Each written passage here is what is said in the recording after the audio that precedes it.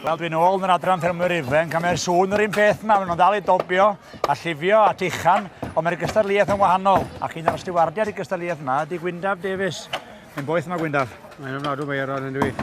Dim y lle gorau i fod ar gyfer trio adeiladu'r boeth. Be di'r gystadleuaeth yma? Beth mae'r cystadleuaeth adran iau ffermwyr ifanc i hon.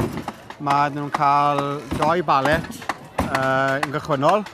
Maen nhw'n gorfod datgymalu ddyn gyfan gwbl. A wedyn adeiladu unrhyw beth maen nhw moyn ohoni i gweud y gwir. Mae'r opsiynau yn ddiri. Agored i'r gair. Agored, ie, yn hollol.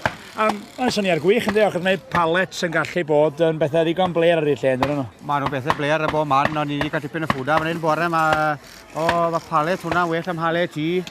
Sech mae euro palet yw nhw, dim hwn defnyddio ni yn y sir, a mae fe'n ben tost i blesio pawb, ond fel ti newydd dweud, mae fe'n gyfle falle i ddangos i bobl beth ti'n gallu neud a rhywbeth falle sy'n pobl yn meddwl mae anibendod a rhywbeth diffrwyth yw yna fe. Ailgylchu'r pethau sydd fel arfer, mae'n cael llosgi fysa nhw mae'n debyg yn de. Nawr te.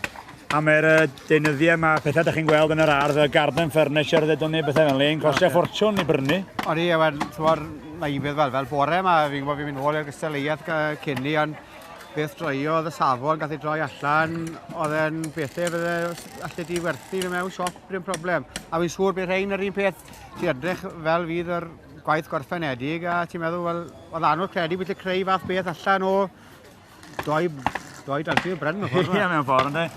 A mae'n wych gweld y ffemur ifanc yma, achos fel ti'n dweud, mae'n agored i wneud be licio nhw, a mae'n rhoi cyfle bydd a dipyn o amrywiaeth, dwi'n siŵr, ac o'n i weld pawb rhoi stamp i hunain ar bethau. Yn bendant a hefyd, beth sydd at yw aelodau ifanc hefyd, ti'n bod yn fe. A snagi ambell rhaid i'r rhai o'r rhain, falle ddim cael cyfle pan nhw'n ifanc, oherwydd bod nhw'n ffod cystadlu neu rhai yn hun. Ond mae hwn yr henni'n diddordeb arall iddyn nhw nawr, yn dweud. A hefyd, y lle colli nhw i gystadlu mewn blynydde, mae fe'n creu diddordeb, dwi'n teimlo, yn dweud. Yn hollol.